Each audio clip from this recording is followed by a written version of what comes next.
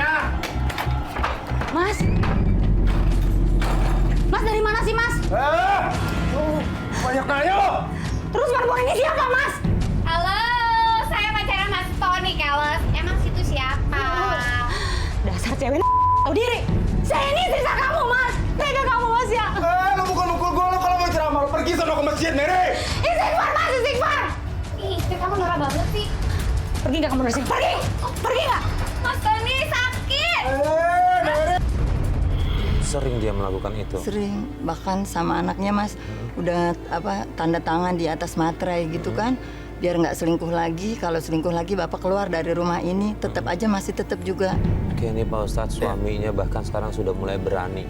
Pada saat itu ya berani bawa wanita lain ke rumah untuk selingkuh. Apalagi orang mau melakukan selingkuh dan terang-terangan dibawa di hadapan depan istri dan anak-anaknya. Itu ada dua dosa besar. Yang pertama, khianat pada keluarga tadi. Yang kedua, melakukan kezoliman kepada istrinya. Yang ketiga, bapak tadi telah memberikan contoh buruk perbuatan fahisha kepada anaknya yang seharusnya itu tidak boleh ditampakkan. Jadi itu kalau di dalam di dalam Al-Qur'an itu namanya nafsul ammara. Kata dalam surat Yusuf, Inna nafsa la ammaratun bisu. Sesungguhnya nafsu amarah itu adalah nafsu yang senantiasa mendorong kepada pelakunya untuk melakukan keburukan-keburukan, dan orang yang melakukannya biasanya bangga dipertontonkan oleh pada orang lain. Lah masuk dalam perbuatan tadi.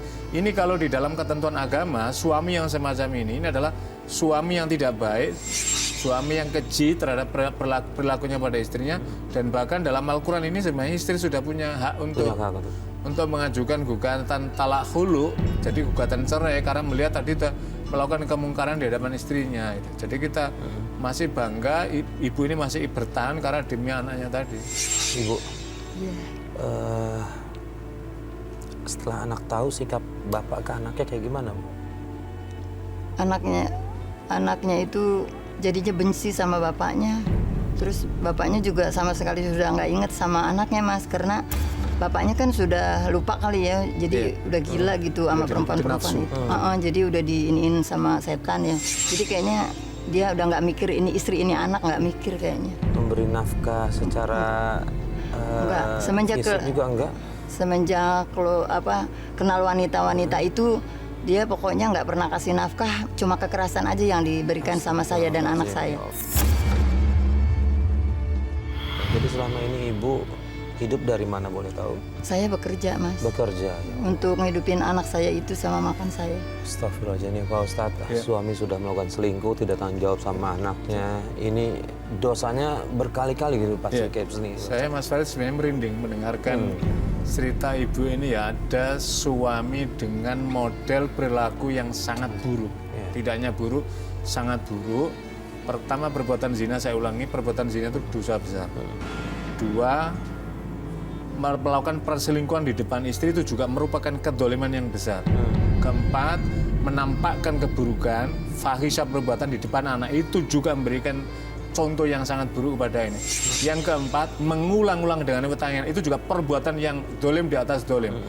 Nah, kenapa orang semacam ini? Karena jiwanya sudah dirasuki nafsu syaitania, dan nafsu syaitania itu adalah nafsu hayawania. Jadi perilakunya seperti hewan. Jadi akalnya sudah hilang. Kata Nabi kan mengatakan begini, tidak melakukan berzina ketika iman masih ada. Jadi ketika imannya sudah tanggal dan ditinggal, maka orang baru mau berani melakukan zina. Ketika iman masih ada, maka tidak mungkin orang sampai sanggup melakukan perbuatan zina gitu loh.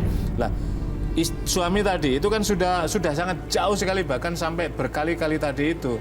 Lah, seringkali para pemirsa kadang-kadang seorang suami yang dalam praktek semacam tadi itu tidak menyadari bahwa dikira bahwa keadilan Tuhan tidak akan menerapkan keadilan, Tuhan akan mencari keadilan dengan caranya sendiri. Suatu saat mungkin suami tadi itu akan akan diberi musibah peringatan oleh Allah yang lebih besar karena telah menyakiti hambanya, yaitu melalui dari istrinya tadi dan anak-anaknya yang tidak berdosa tadi itu.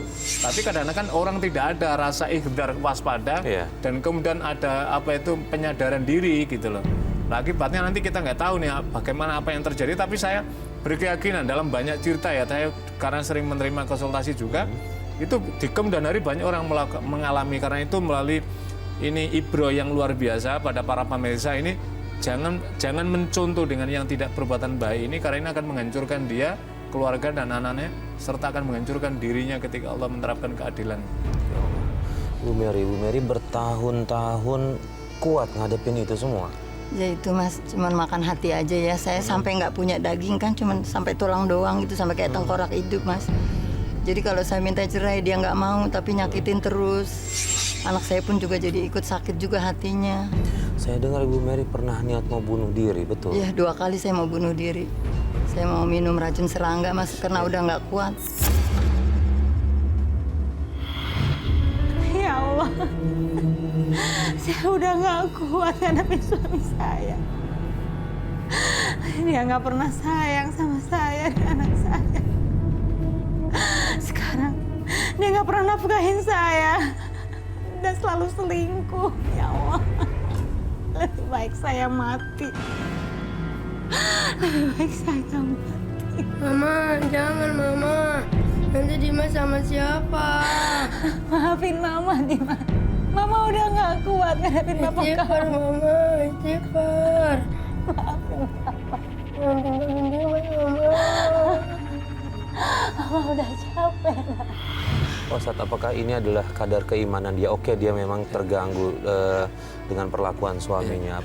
Yang membisikkan itu ada seperti itu, Pak Ustadz. Yang pertama, maaf Bu Mary ya, saya melihat Ibu Mary termasuk wanita yang luar biasa hebat. Luar biasa wanita hebat karena sanggup menghadapi perilaku suami yang semacam tadi itu. Yang kedua tadi kan sempat mengajukan agak berat tadi, talak tadi itu ya. Sebenarnya ada namanya talahulu tadi yang kita sampaikan tadi itu. Dan kita bisa menyadari sampai badannya habis itu kan istilah ya makan hati lah, menyaksikan depan mata nggak tahankan gitu kan. Sampailah kemudian bisikan setan itu datang, untuk apa kamu hidup kayak begini, sudah lama akhir saja, itu bisikan setan. Ternyata langkahnya hampir saja mengikuti, sudah mau mengikuti, tapi ketika hendak mau meminumnya, Allah mengirimkan malaikat yang untuk bisikan lagi, karena ini orang baik ini, dengan melihat perilaku tadi itu baik, maka jangan. Karena apa? Allah mengingatkan jangan, kamu masih punya anak yang jauh lebih berharga dari suamimu tadi itu. Oleh anak akhirnya Allah cegat, tidak sampailah ibu ini melakukan semacam ini. Ini adalah saya kira kita bisa memahami ketika orang mengalami himpitan dan beban psikologis yang luar biasa, maka biasanya ketika ada bisikan jahat maka kemudian masuk dengan mudah. Tapi Ibu Mary harus diingat bahwa Allah mengharamkan orang melakukan bunuh diri. Apapun ujian beratnya Allah mengharamkan, tidak dibolehkan.